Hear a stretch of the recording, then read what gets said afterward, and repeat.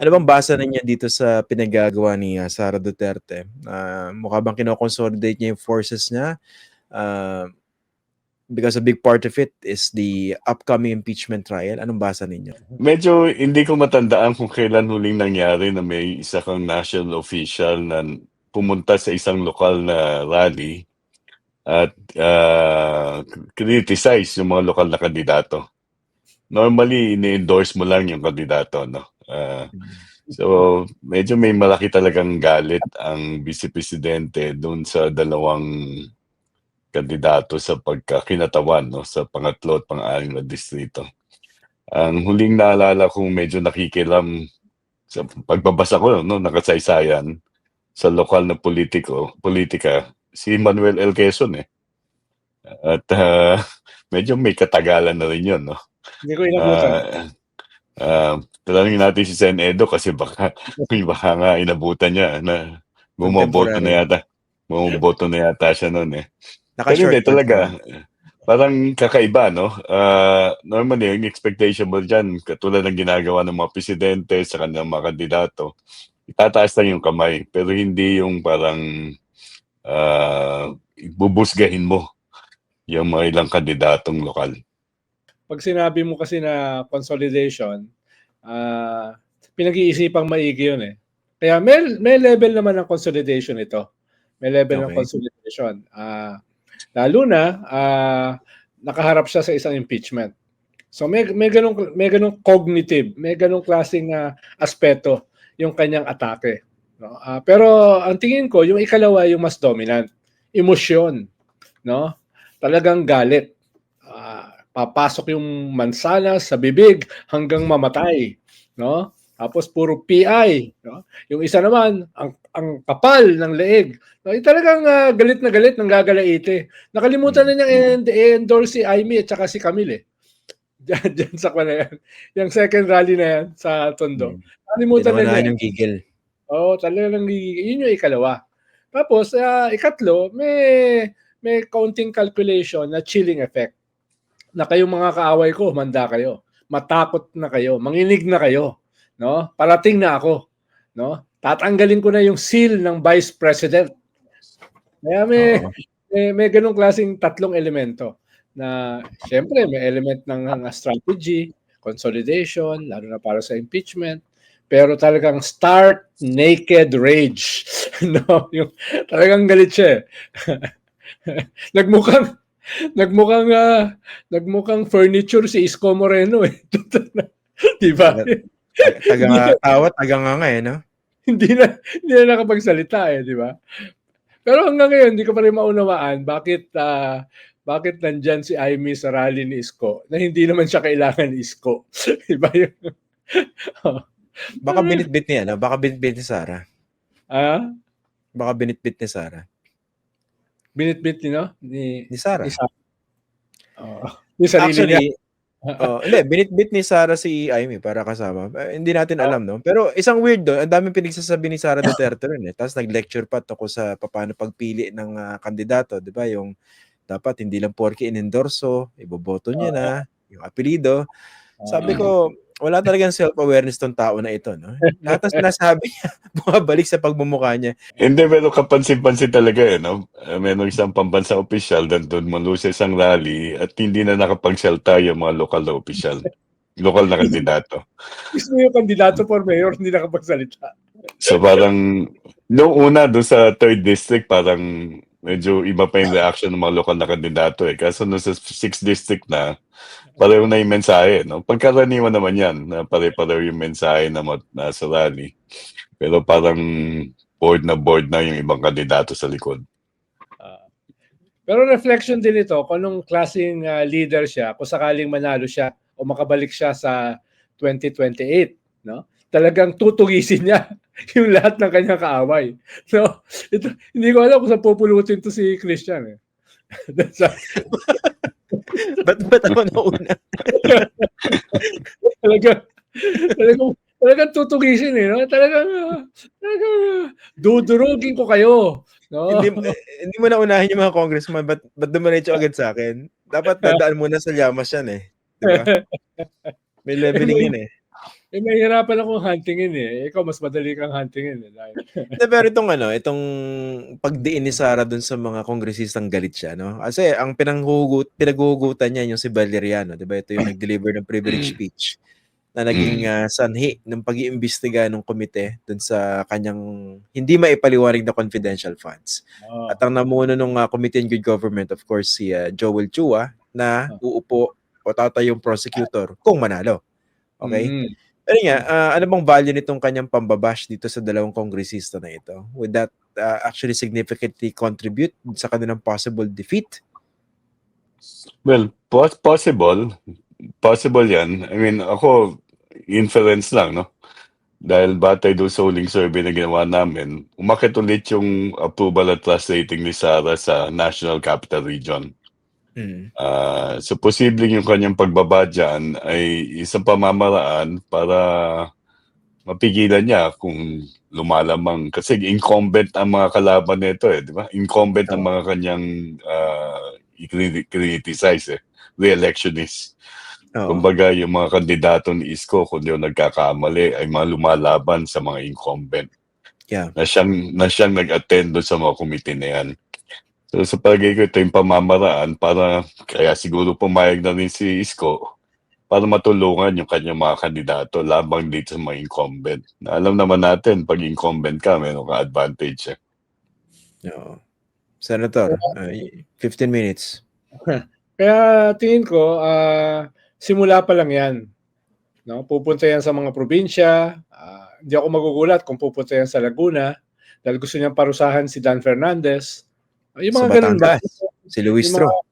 Yung mga pet peeves niya, no? Tutugisin niya. Lalo na kung may kalaban. Marami kasing tumatakbo ngayon, walang kalaban eh. No? Mga almost 70-80% walang kalaban eh. So, hindi siya uubra ron. Ang pupuntahan niya, yung may kalaban at yung kanyang value added ay makakatulong doon sa kanilang kandidato. Kaya tingin ko, hindi niya pupuntahan lahat ng distrito sa Manila eh. Dahil yung iba kasi mahirap ng talunin eh. Pupunta siya doon sa kayang talunin. Lalo na pag pinagsama yung Iglesia votes at saka yung Duterte votes. Tingin ko may ganun din namang calculation siya. Kaya, pero in the next 2 weeks, at tingin ko mas makikita tayo ng mas marami pang ganyan. Yung ganyang panunugis. Yung ganyang style ni Duterte na yung bastos tapos mapagbiro, di ba? Sayad na sayad yung humor sa ilang pagkakataon. Ano yan? Tailor fit ba yan sa ganyang local campaign? Prof. Ronnie mo. Well, oo, medyo. Kasi pag tingnan mo yung local campaign, mas madalas doon yung hindi ka magtataka na may mga nagmumura sa local campaign. Di ba? Kaya nga, may ibang kandidato na nakikilala yan dahil sa paninira nila sa kanyang mga kalaban, pamamaliit sa kanyang mga kalaban. So, kasama na nga yung pagbumura. Kasi doon, parang lalong-lalo nang na-engganyo yung mga supporters sa kanila. Ang kakaiba lang rito, hindi siguro, napansin ko lang, no? Merong mga ibang video na lumalabas. Hindi naman sigurado na pabor o hindi pabor sa mga Duterte o sa mga Marcos yung nag-a-attend ng rally. Kasi hati naman yan sa lokal eh. So kung local candidate ka at pumupunta ka sa isang lugar na inorganize ng mga supporter mo, masisigurado mo doon na lahat ng daan doon ay papalakpak para sa iyo. Pero kung national official ka at pababa ka sa lokal, hindi mo masisigurado na ang reception sa iyo ay pantay ng local na candidate. Baka doon hindi makatulong sa national candidate o kung sino man yung kanyang itinutulak. Sa national mas mix yung crowd eh. Kaya hindi ganun kabarubal, hindi ganun kakras yung mga salita. Sa local campaign, lalo na kung base mo naman yan, yung mga jokes mo, katulad dun sa Pasig, yung kay Councilor Sian, at saka yung iba pa, yung mga talagang mga sexist, racist, lahat ng is na mga speeches, ay mas walang limit. Pero yung mga tumatakbo for national position, mas maingat. Mas maingat sila. Kaya iba kasi yung audience doon eh. Dito sa local, yung audience, mas naghahanap ng ganyan. Yung talagang blood sport na barabulan. No? Doon sa national, medyo marami nakatingin eh. Marami nakatingin. Tsaka mix yung crowd. Pero weird lang kasi kung magle-lecture ka kung paano dapat pumili ng kandidato, sa ibang bahagi ng speech mo, pinapakita mo yung pinakadahilan kung bakit ganito yung klase ng politika eh. Pero yun ang hindi ko yun ang sana ma-realize sa mga tao eh. Diba? Parang boomerang nga eh. Nasabi mo, no, huwag niyong gagawin to, pero siya mismo ang tinatamaan, di ba? So, tama ka, parang humarap siya sa electric pan. So, ano naman yung sinabi niya, bumalik sa kanya. Kung ano yung mampan. Pero sa akin, parang minamaliit rin niya yung botante doon. No? Sinasabi niya, mga botante, dapat natutunod na ngayon ganyan. Actually, pag natutong botante, baka hindi na siya boto. Correct. Yun yun. Diba? Yun maaring. Kasi kung yan ang sinasabi niya, at talagang sineryoso mga botante yung sinasabi ni Pangalawang Pangulong Duterte, baka hindi na siya susuportahan. Parang siya nagbo-voters education eh. Nagbo-voters education, parang, tama ba to? Hindi, tsaka yung di ba humirit pa siya dun sa tungkol dun sa vote buying, di ba? Magkano bili ng boto nyo rito? 1,000? Tapos di ba kinumpara niya rin sa may Bacolod, dun daw nasa 2,000. 3,000. Oo. Na-curious lang ako sa reaction ng ibang lokal na official dun eh. Yung pangiti-ngiti eh. Parang medyo weird yung ngiti nila eh. Yung nagpauso ng mga ayuda, yung tatay niya eh. Yun yung hari ng mga ayuda dati. Buhos talaga yun eh, nung panahon ni Tigong. Pero anong tingin nyo? Sa tingin nyo parang mas mabigat na dahilan niya rito?